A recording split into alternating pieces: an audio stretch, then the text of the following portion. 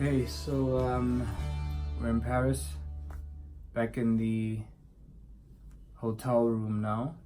This is basically day one. I mean, we arrived yesterday in the evening, so it really wasn't much to do. We just came in literally, and then we had to sleep because our taxi driver came in late. So yesterday was a bit of a difficult day. But we had to wake up bright and early. It's also because our photographer advised us to start the day quite early before it gets really packed around the areas where we wanted to take pictures at. There's a strike in Paris where the bus drivers and the train drivers and all that stuff, they're all on strike. Yeah. So like Ubers were like super busy. I tried to hail an Uber today. And it took 25 minutes, and then when there was about 10 minutes left, this guy decided to cancel the Uber on me, and then it was already like 20 to 8 at the time. And then I hailed another Uber, and we were outside looking for taxis, trying to hail a taxi at the same time because we weren't sure if the other one would also cancel on. So we're staying right next to the Moulin Rouge. We were around that side trying to hail a cab. We couldn't hail a cab, and then eventually 25 minutes left, and then this Uber finally arrived.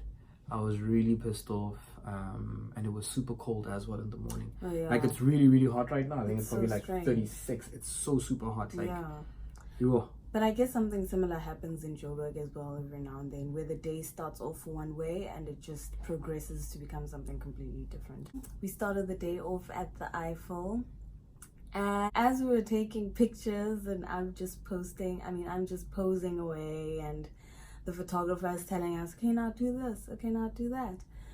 And then somehow Bala and the photographer found a way to just orchestrate a whole proposal.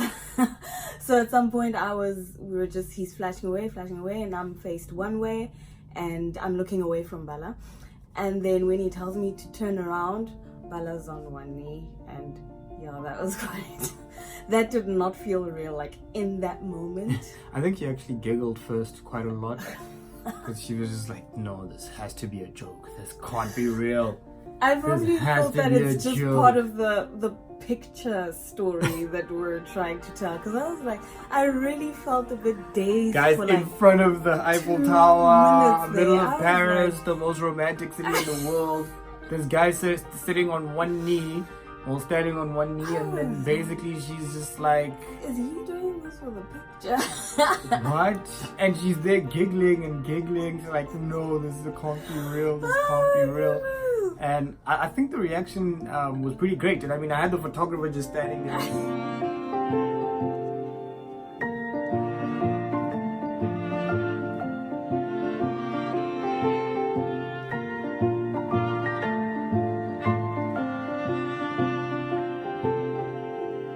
Before she even, said yes or anything, she just kept saying, no, this can't be real. No, you're joking. No, and she's like, and then I think eventually it clicked. She started getting a little bit teary-eyed, just a bit, but she didn't drop a tear. I almost shed a gangster tear. No, you kept like pushing them back. Yeah, but there was one that escaped completely. Is it? I didn't catch that one. Then I proposed. I went down on one knee. So guys, we're engaged. Look at that.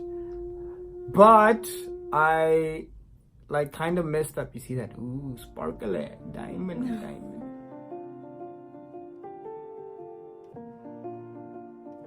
I kind of messed up because I'd stolen one of her rings. And then it turns out that ring didn't fit well, and then this ring is quite big. So I think when we get back to Joburg, we're gonna definitely have to get it resized for her. So I engraved it KD because I normally call her KK.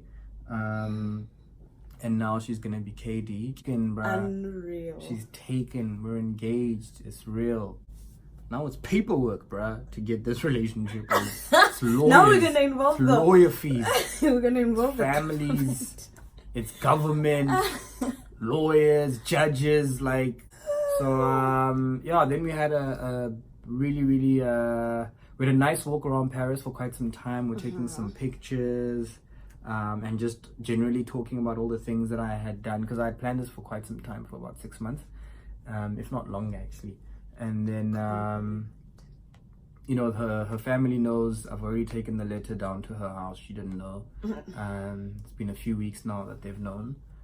They've just managed to keep it quiet. We have a good relationship, me and her family, so I told them to just keep it a little hush-hush for now until we get, the surprise is done and dusted. Then we went for a nice lunch out.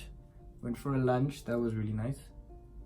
At a restaurant called Giraffe Restaurant. It was really nice. It had a great view of the Eiffel in the back. And yeah, it was just really, really so picturesque. Really great looking food. But I had octopus for the first time. It was a little bit disappointing, I won't lie. It was okay.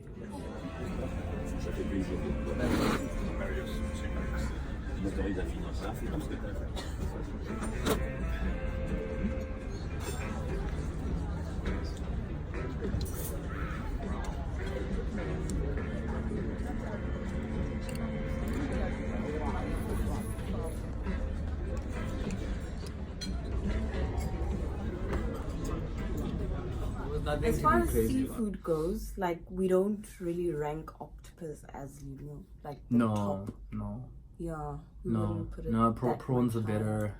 Lobster's better. Lobster, if we're talking about more expensive lobster stuff. When done well, when seasoned really nicely, when it comes through and it's all juicy and crunchy and fresh, it's always killer that way.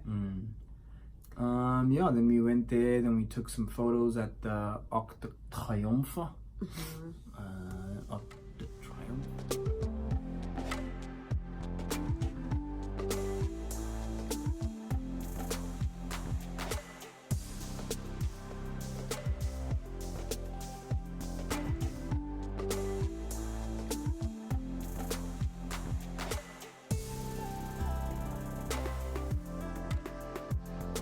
Nice. Paris is very touristy. I mean, there's tourists everywhere.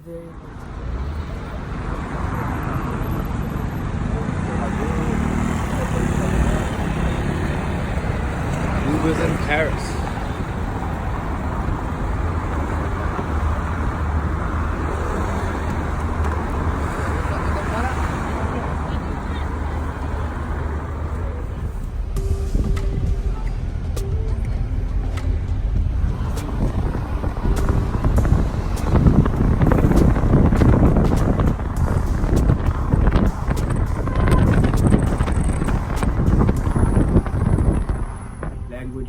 here are serious, guys. Like, people do not speak English all that well.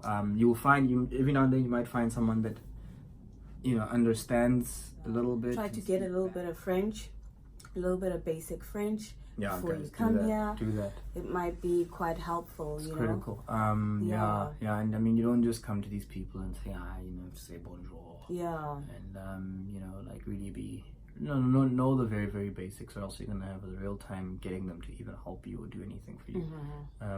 So, you know, just show that respect for their language, but also illustrate that you can't speak it, because if you try to pronounce it too well, they actually just continue on with French, and you're like, oh gosh, no. Me hablo inglés. No, that's Spanish.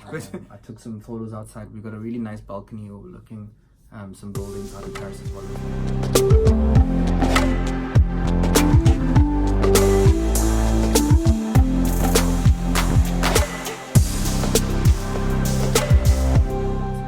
Have planned, just we're going to find a place to get some dinner. I'm going to let my lovely fiance take a nap, and then after that, tomorrow we've got a cruise in the Seine River. It's a dinner thing, and then we're going to go to the Louvre tomorrow to explore Paris. So but that was day one. Hopefully it'll be engraved in our memories forever. I think we're both still a little bit in shock about what happened today. Big deal. Yeah. So I'm gonna let her sleep it off for a bit. Yeah. Realize that she's waking up somebody's fiance, and that she needs to cook me a meal. go look for some groceries and cook daddy a meal. Whip something up. I don't know. There's no stove, but a real wife, she'd make a plan. You know what I mean? She'd make sure that the family is nice and full. Yeah. Okay, guys. Yeah, so we'll catch up with you when we have our next adventures going on, and we'll let you know what's up. We'll be showing you a lot more. Whatever we see, you'll see.